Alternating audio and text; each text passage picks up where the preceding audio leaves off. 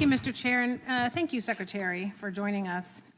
Finally, you are in charge of protecting the homeland. And so your judgment and the judgment of your senior staff can be the difference between life and death. So I think that judgment would need to be unassailable. Why then, is the question, have you made Corey Lewandowski your de facto chief of staff who possesses an unchecked level of power at DHS?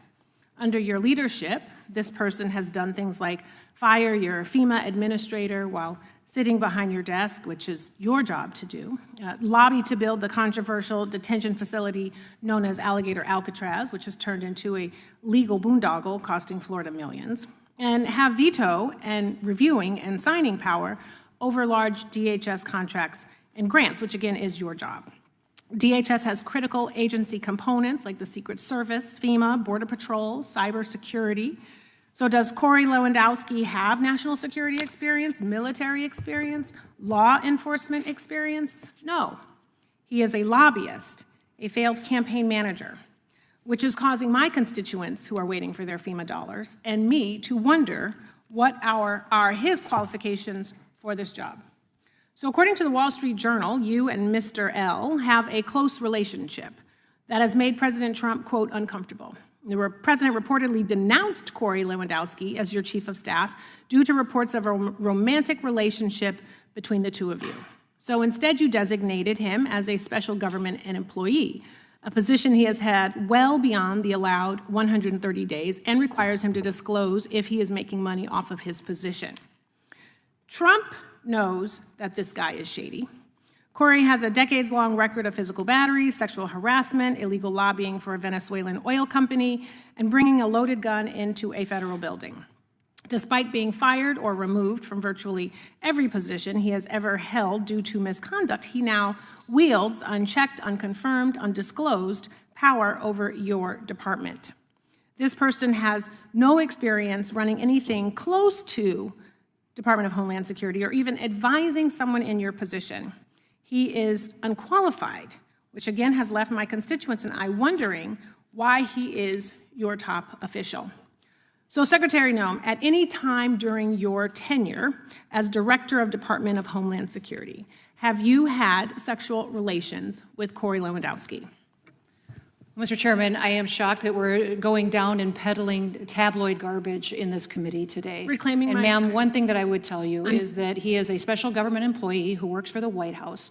There are thousands of them in the federal government. So reclaiming my time, Secretary, it is okay for you to be offended by the question. It is okay for you to be offended by the question. But it is also a real question. So what I would say to you should be able to is answer that the what we do at the Department of Homeland Security every single day and without any hesitation, every single day is to protect if this someone country is asking if decisions. you or any federal official is sleeping with their subordinate. That should be the easiest. You should be wanting to answer that question. Is garbage, because it is not about your sex life. That you have brought it is that about up. your judgment. That kind of garbage it is about reclaiming my years, time so that I can hear myself. Time belongs to the gentlelady from California, but it'd be nice if you would let her respond. I will.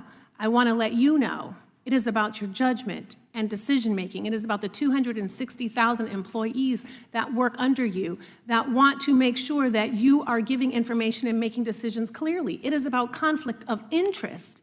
It is about a national security risk. Department of Homeland Security was created right after 9/11 to protect the homeland.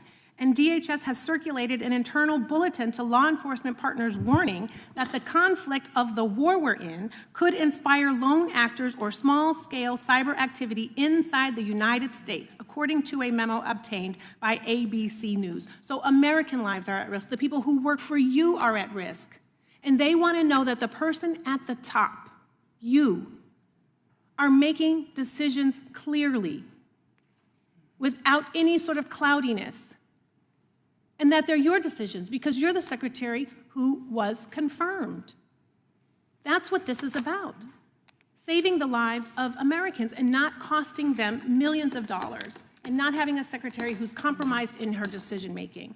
And Mr. Chair, before I yield my time, I would like to enter into the record some articles, and I'm asking for unanimous consent. Noem tightens her grip on DHS. Lewandowski fired FEMA admin. Objection. Okay. The next one is Kristi Noem secretly took a cut of political donations from ProPublica. Without objection. Kristi Noem fires pilot over a blanket, but is forced to reinstate him to fly home, Wall Street Journal. Without objection. Lewandowski taking out trash at Noem's D.C. home, Daily Beast. Without objection. Barbie's Mile High privacy chamber with alleged lover exposed. Wall Street Journal, how Corey Lewandowski became Kristi Noem's gatekeeper at DHS. Without objection. A pilot fired over Kristi Noem's missing blanket and the constant chaos inside DHS, Wall Street Journal. Police charge Trump campaign manager with assault, PBS News. Without objection.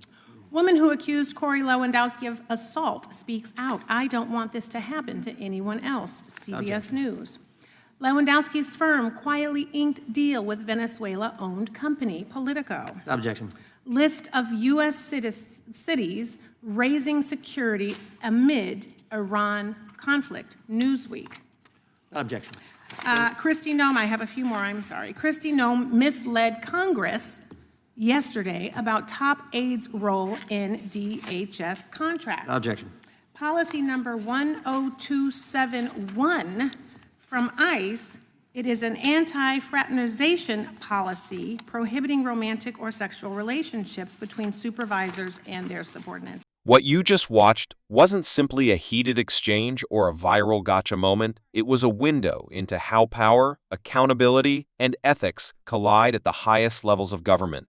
When Representative Sydney Kamlager-Dove asked Kristi Noem that blunt and deeply personal question about Corey Lewandowski, it immediately grabbed attention. But if you focus only on the shock value, you miss the real issue she was trying to surface. This wasn't fundamentally about personal relationships, it was about whether decision-making inside one of the most powerful national security agencies in the world is being influenced by someone operating outside formal structures of accountability. The Department of Homeland Security isn't just another agency. It was created after the trauma of September 11 attacks, with a mission that touches everything from border security to disaster response to cybersecurity. That means leadership decisions, who has influence, who gives orders, who signs off on policies, aren't abstract. They directly affect public safety, resource allocation, and national stability.